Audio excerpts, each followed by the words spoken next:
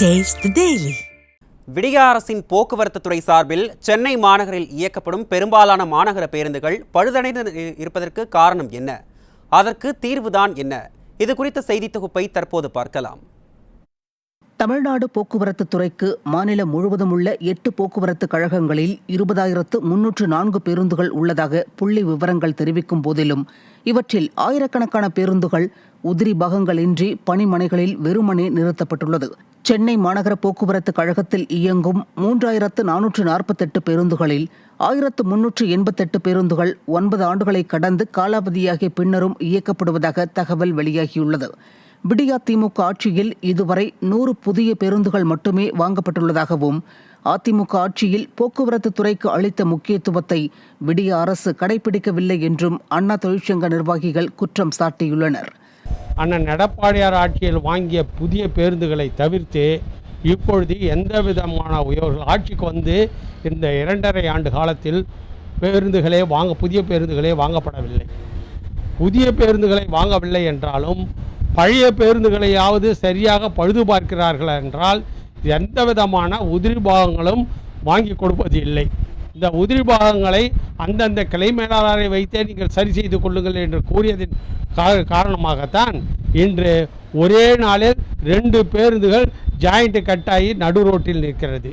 இந்த அவல நிலை அங்கு மட்டுமல்ல, தமிழகத்தில் முழுவதுமாக இந்த ஆட்சி வந்த பிறகு 100 பேருந்துகள் தமிழகம் முழுவதும் வாங்கியிருக்கிறார்கள். கிட்டத்தட்ட 23,000 பேருந்துகள் ஓடுகின்ற இடத்தில் அந்த பேருந்துகளை மாற்ற வேண்டும் என்று கூறுகின்ற இந்த விடிய அரசு 100 பேருந்துகளை வாங்கி அனைத்து போக்குவரத்து கழகத்திலும் 10 அல்லது 5 என பிரித்து கொடுத்திருக்கிறார்கள். ஆண்டு ஒன்றுக்கு சராசரியாக 20% பேருந்துகள் காலாவதியாகும் சூழலில் தற்போது தமிழகத்தில் பேருந்துகளின் ஆயுட்கால நீட்டிப்பிற்கு பிறகு 40%த்திற்கும் மேற்பட்ட பேருந்துகள் காலாவதியான நிலையில் இயக்கப்படுவதாக குற்றச்சாட்டு எழுந்துள்ளது. மேலும் இயக்கப்படும் பேருந்துகளின் ஓட்டுநர்கள் ஒப்பந்த அடிப்படையில் பணியமர்த்தப்படுவதால் அதிக விபத்துகள் நேரிடுவதாக கூறப்படுகிறது. விடிய அரசின் திறனற்ற நிர்வாகத்தால் போக்குவரத்து துறை 6,488 கோடி ரூபாய் நஷ்டத்தில் இயங்கி வருவதால் புதிய பேருந்துகள் வாங்க முடியாமல் நிதி நெருக்கடியை சந்தித்து வருவதாக தொழிற்சங்க நிர்வாகிகள் தெரிவிக்கின்றனர்.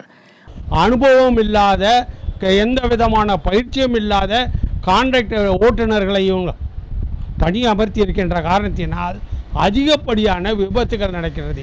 ஏனென்றால் இந்த மாநகர பேருந்து மற்றும் வெளி பேருந்துகளை பார்த்தோன்னா பேருந்துகள் கூட்ட நெரிச்சல் ஓட்டுகின்ற அனுபவமிக்க ஓட்டுநர்கள் தேவை. ஆனால் அனுபவமிக்க ஓட்டுநர்கள் கிடையாது, அனுபவமிக்க நடத்துனர்கள் கிடையாது, அனுபவமிக்க தொழில்நுட்ப பணியாளரும் கிடையாது. இதை எல்லாம் கான்ட்ராக்டில் விடுறாங்க. அதை அந்தந்த கிளை மேலாளர் அவர்களே எடுத்துக்கொள்ள வேண்டும், நீங்களே சரி செய்யணும் போது அவங்க சரியான பேர் பார்ட்ஸ் வாங்காமல் வண்டி டெப்போ விட்டு போனால் போதுன்னு கணக்கு காட்டிக்கிட்டு இருக்காங்க. அரசு பேருந்துகளின் நிலை நாளுக்கு நாள் கவலை அளிப்பதாக மாறி வருகிறது. பேருந்துகளில் மழையின் போது மேற்கூரைகள் ஒழுகும் நிலையிலும் படிக்கட்டுகள் சேதமடைந்த நிலையிலும் காணப்படுகிறது. விடிய ஆட்சியில் அரசு பேருந்துகளுக்கு போதிய பராமரிப்பு இல்லாததால் தான் பேருந்துகளின் பிரேக், கிளட்ச், கியர் பாக்ஸ் என அடிப்படை இயக்கங்களில் பல குறைபாடுகள் நிலவி விபத்துகள் தினசரி ஏற்படுவது வாடிக்கையாகி வருவதாக மக்கள் குமுறுகின்றனர். ஒவ்வொரு பஸ்ஸு மழை தூர்னாக்கா தாங்கக்கூடியது எல்லாம் டேமேஜு, சக்கரம்லாம் தனியாக போகுது பஸ்ஸிலிருந்து. இது மக்கள் யாருமே எதிர்த்து கேட்கக்கூடிய சக்தி யாருக்குமே இல்லை. இப்போ தான் சுதந்திரத்துக்கு கட்சி நடக்குது, என்ன மக்கள் இது எதிர்த்து பேசலை. இப்போ நாட்டு நடைமுறையும் சரியில்லை, அரசியலும் சரியில்லை. எல்லா பஸ்ஸுமே அப்படி தான் டேமேஜாக தான் இருக்கா? ஏதோ ஒரு பஸ் தான் நல்ல பஸ்ஸாக இருக்குது, அப்புறம் எல்லாம் டேமேஜ் தான். மழை தூர்னா ஊற்றுது, சீட்டிலாம் எல்லாம் போயிருக்குது, ஆடுது. சில சமயம் சக்கரம்லாம் தனியாக போகுது. இந்த மாதிரி பல பிரச்சனையும் நடந்துக்கிட்டு இருக்குது.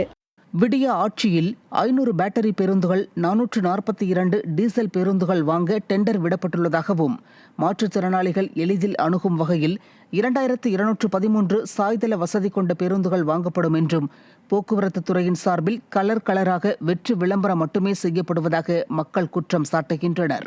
இதே நிலை தொடர்ந்தால் அரசு பேருந்துகளில் பயணம் செய்யவே அச்சம் ஏற்படும் சூழல் நிலவும் என்றும் அவர்கள் வேதனை தெரிவிக்கின்றனர். விடியா திமுக அரசு நினைத்தால் அரசு போக்குவரத்து கழகங்களுக்கு கூடுதல் நிதி ஒதுக்கீடு செய்து அவற்றை சீரமைக்கலாம். ஆனால் புதிய பேருந்துகளை வாங்க மறுப்பது, பழைய பேருந்துகளை பழுது பார்க்க தவறுவது என எதிர்மறையான செயல்களிலேயே விடிய அரசு ஈடுபட்டு வருகிறது. இதன் காரணமாகவே அரசு போக்குவரத்து கழகங்களை முழுமையாக முடக்கி தனியாரிடம் ஒப்படைக்க விடிய அரசு சதி செய்கிறதோ என்ற சந்தேகம் எழுகிறது.